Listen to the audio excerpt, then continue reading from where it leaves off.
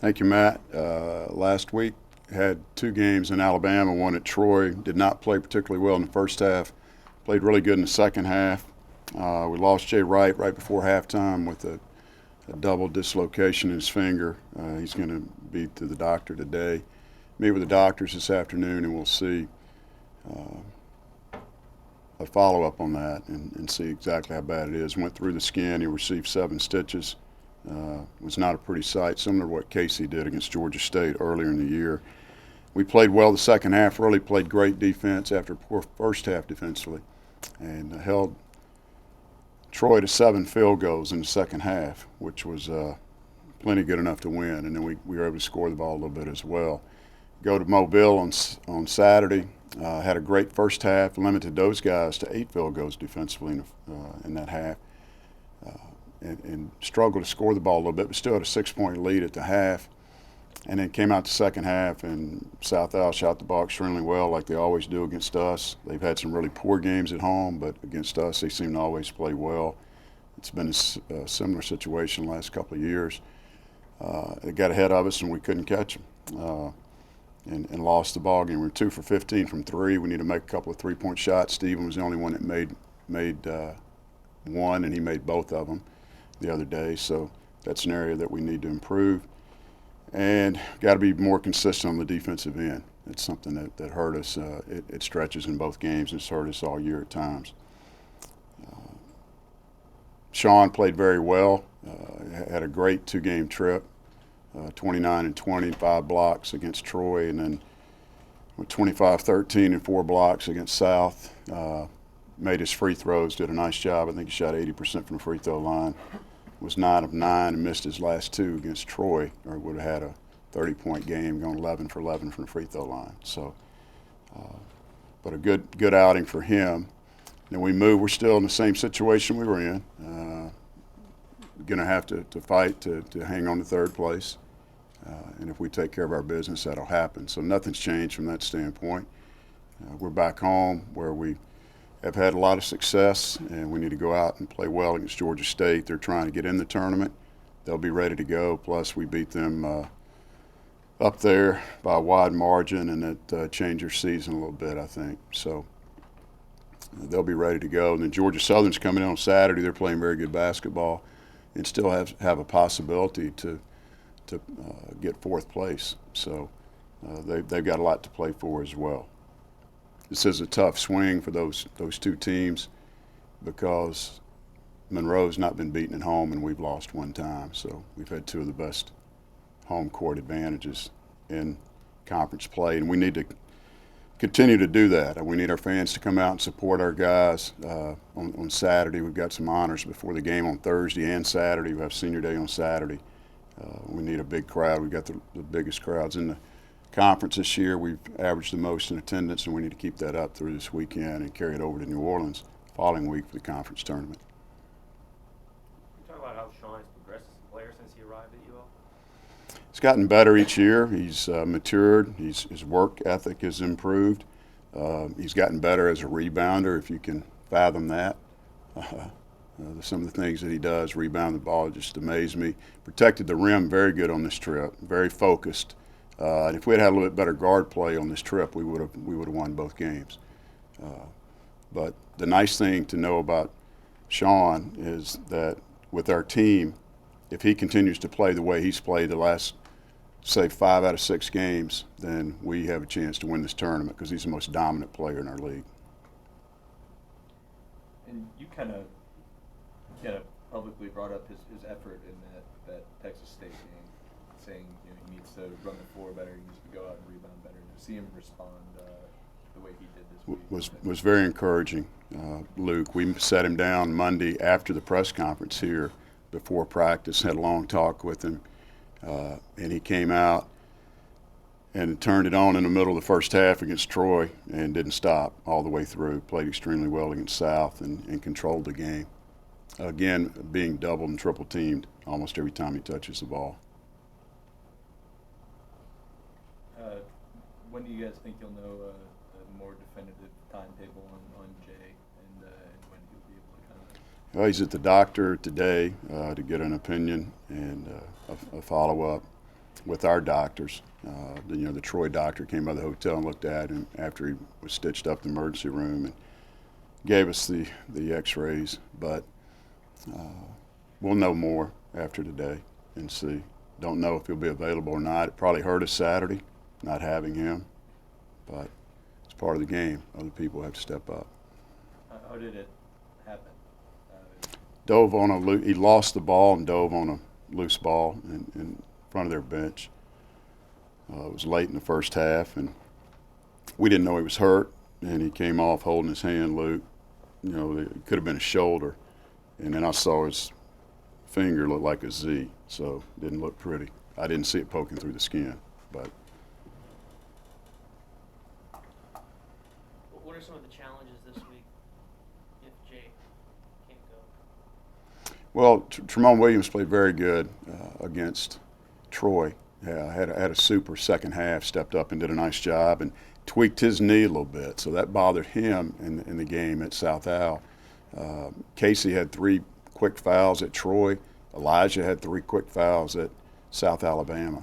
And all those guys are going to have to step up. We're going to have to make some shots for sure and run the team. So it'll affect our guard play. We've got some depth with the guys that we have need to step up and play. Next man up. You mentioned the effect on Georgia State of them remembering that game in Atlanta.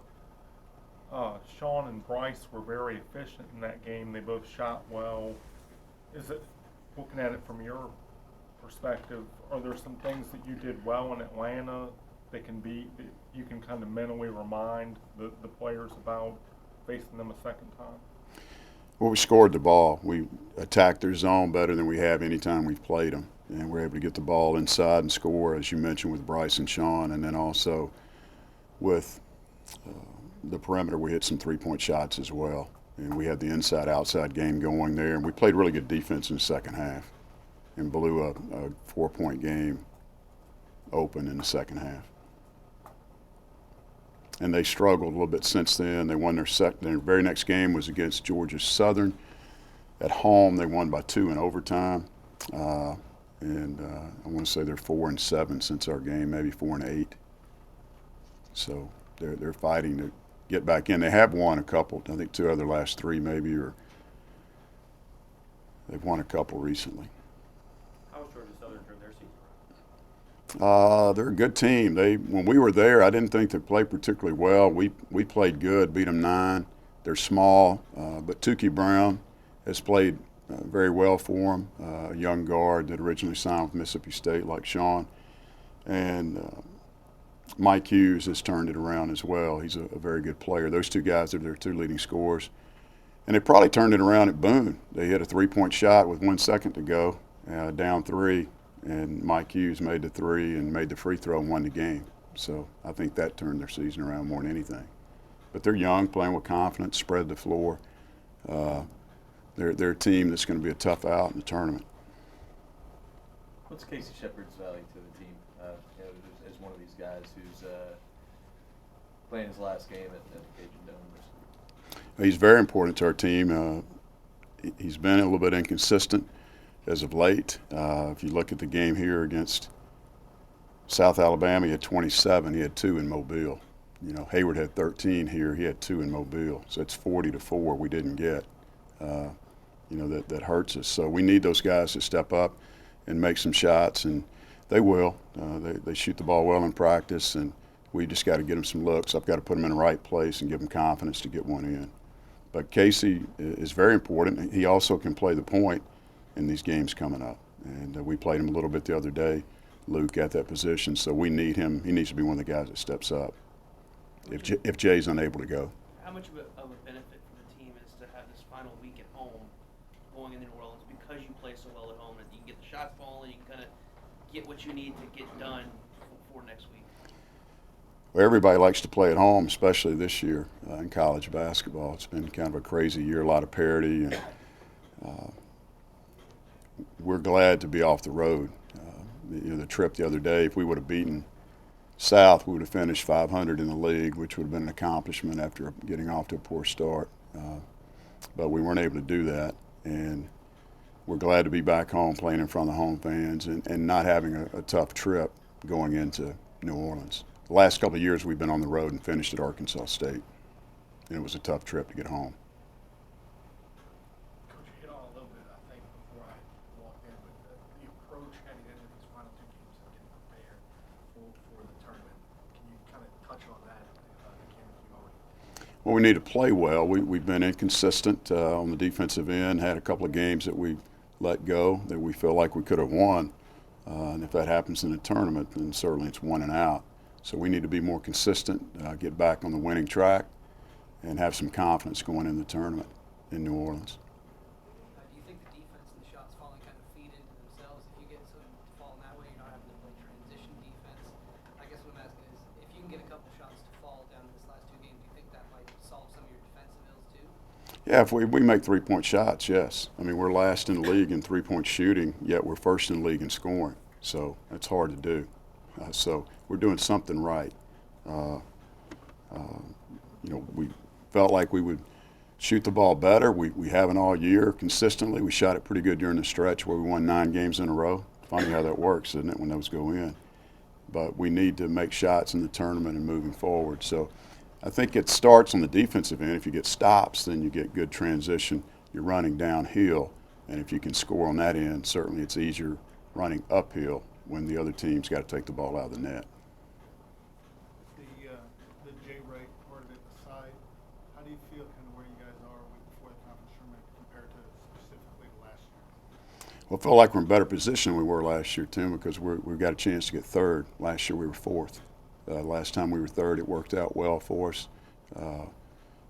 If we finish third, it looks like we'll play 1 game on a Friday night and then have to play Monroe on Saturday night. So a team that we split with. We've beaten everybody in the league but Little Rock, and that's the same scenario that we had against Georgia State a couple years ago. So Georgia State plays, Little Rock plays their last game at App, and they get a bye, so they'll have 10 days without a game going into that Saturday game against Arlington or us or whoever's in that 4th seed if they win that game.